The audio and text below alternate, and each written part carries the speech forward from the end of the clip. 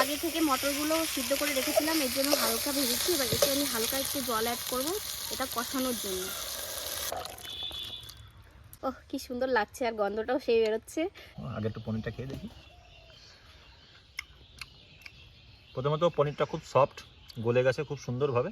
Hello guys, সবাই কেমন আছো? আশা করি ভালো আছো, সুস্থ আছো। আমিও অনেকটাই ভালো আছি। তো অনেক দিন পরে চলে এসেছি আরেকটা রেসিপি নিয়ে, সেটা হচ্ছে পনির। মটর পনিরের রেসিপি বানাবো। এই যে মটর দেখতে পাচ্ছ সিদ্ধ করে রেখেছি, আর এই যে পনির। তো আর তার সাথে মশলাপাতি কি কি দেবো এগুলোও রেডি করা হয়ে গেছে। এই যে লবণ, জিরে, হলুদ, লঙ্কার গুঁড়ো আর জিরের গুঁড়ো, আর তার সাথে গরম মশলা। তো আমি কিভাবে রেসিপিটা বানাই সেটা তোমরা দেখো, আশা করি ভালো লাগবে। তো প্রথমেই আমি কড়াইটাকে ভালো করে গরম করে নিয়েছি, আর এর মধ্যে আমি যে তেলটা অ্যাড করছি দেখতে পাচ্ছ, একটু বেশি পরিমাণে তেলটা নেব আমি। তেলটা ভালো গরম হয়ে গেছে, এবার এতে আমি জিরে ছাড়বো। জিরেটা ফুটে উঠেছে, এবার এতে আমি পেঁয়াজ দেবো। পেঁয়াজটা বেটে রেখেছিলাম যাতে তরকারিটা একটু ঘন হয়, এর জন্য। পেঁয়াজটা হালকা হালকা ভাজা হয়ে গেছে, এবার এতে একটু আদা দেবো, রসুন বাটা। তার সাথে আদা বাটা, রসুন বাটা অ্যাড করলাম। তো দেখতে পাচ্ছ আদা রসুনের কাঁচা ভাবটা চলে গেছে। এবার এতে আমি লবণ, পরিমাণ মতন হলুদ,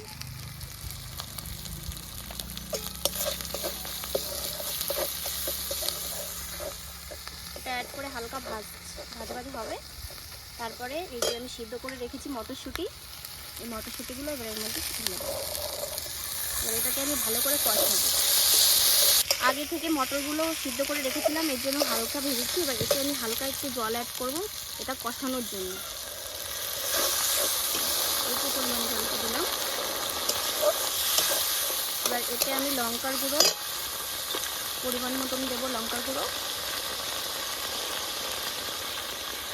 আর জিরের গুঁড়ো,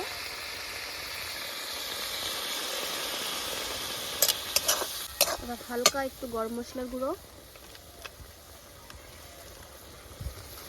এবার এটাকে নাড়িয়ে চাড়িয়ে একটু ঢেকে দেবো। এর ভিতর থেকে যখন হালকা তেল ছাড়বে তখন আমি এতে আবার জল অ্যাড করবো। তো দেখতে থাকো। এটাকে এখন আমি ঢেকে দেবো। ঠিক 1 মিনিট পরে আমি এটাকে আবার তুলে দিলাম ঢাকনাটা। দেখতে পাচ্ছ হালকা হালকা তেল ছেড়ে দিয়েছে এর থেকে। তো বন্ধুরা, তোমাদের কাছে আরেকটা কথা বলতে চাই, এটা একটু টমেটো অ্যাড করলে ভালো হতো। তো আমাদের বাড়িটা অনেকটা গ্রামের মধ্যে, তো আমরা বাড়ি থেকে টমেটোটা আনতে আসতে ভুলে গেছি, তার জন্য টমেটোটা দিতে পারলাম না। তোমরা আশা করি একটু টমেটোটা পেস্ট করে এর মধ্যে দেওয়ার চেষ্টা করো। দেখতে পাচ্ছ অনেকটাই কষা কষা হয়ে গেছে, তেলটাও ছেড়েছে এর ভিতর থেকে, দেখতে বেশ ভালো লাগছে। তোমার দাদা ভাই আর আমি যখন দিল্লিতে থাকতাম, তো প্রায় আমাদের এই রেসিপিটা হতো।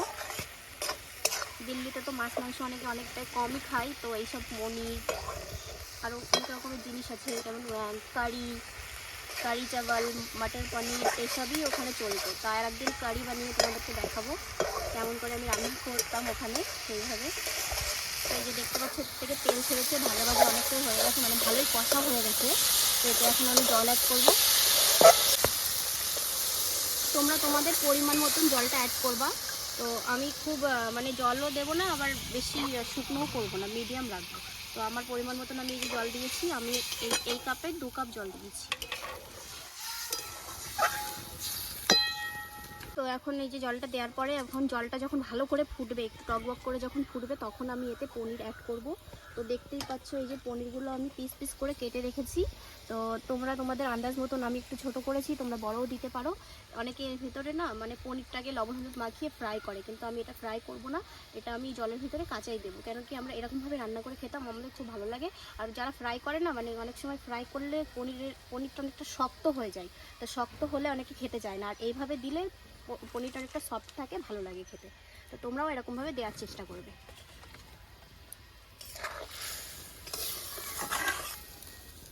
2 মিনিট জাল দেওয়ার পরে জলটা ভালোই ফুটে উঠেছে, দেখতে পাচ্ছ, দেখতে খুব ভালোই লাগছে। আর এই পনিরগুলো কেটে রেখেছি, এগুলো এখন আমি এর ভিতরে অ্যাড করব।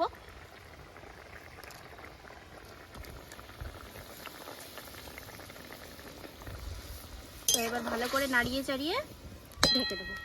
এটাকে আমি বেশি ঝোলও বানাবো না, আবার বেশি শুকনোও বানাবো না, তোমরা তোমাদের আন্দাজ মতো বানাতে পারো। তো এবার এটাকে আমি ঢেকে রাখবো। তো 5 থেকে 6 মিনিট ঢেকে রাখার পরে দেখতে পাচ্ছ তরকারিটা কালারটা কত সুন্দর এসছে। তো এখন নামিয়ে দেবো। তো তার আগে আমি এতে এই যে দেখতে পাচ্ছ সামান্য পরিমাণে চিনি অ্যাড করব। তো অল্প করে গরম মশলা দেবো, আগেও আমি অ্যাড করেছিলাম তোমরা দেখতেই পেরেছো। এখন হালকা করে একটু নামানোর আগে দিলাম। তো এবার নামিয়ে দেবো। ওহ কি সুন্দর লাগছে, আর গন্ধটাও সেই বেরোচ্ছে। এর ভিতরে একটা জিনিসই কমই থেকে গেল, টমেটোটা। তাই সেটা তোমাদেরকে আগেও বলেছি, তোমরাও পারলে টমেটোটা পেস্ট করে কষানোর সময় দেবে।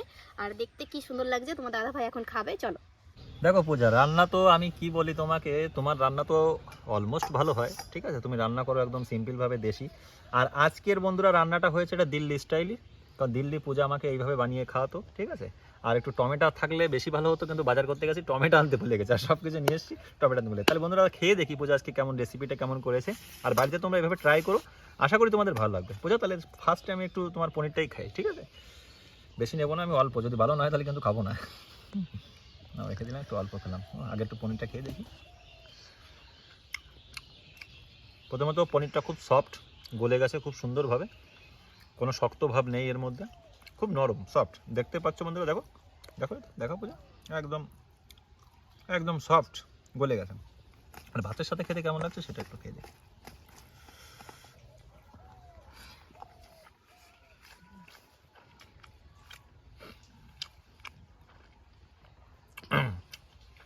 দেখো পূজা, আমি যেভাবে খাবার পছন্দ করি সেটাই আমার কাছে ভালো লেগেছে।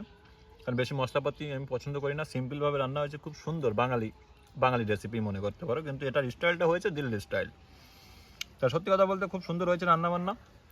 যেভাবে পূজা তোমাদের মাঝে রান্না করে নিয়ে আসলো বন্ধুরা, তোমরা এইভাবে রেসিপিটা করো, আশা করি খেতে খুব ভালো লাগবে। আজকের মতো বাই বন্ধুরা। আর অবশ্যই আমাদের ভিডিওটাকে একটু শেয়ার করে লাইক কমেন্ট করে আমাদের পাশে থেকো। আর খুবই শীঘ্রই নতুন একটা রেসিপি নিয়ে পূজা তোমাদের মাঝে চলে আসবে। আজকের মতো বাই বন্ধুরা।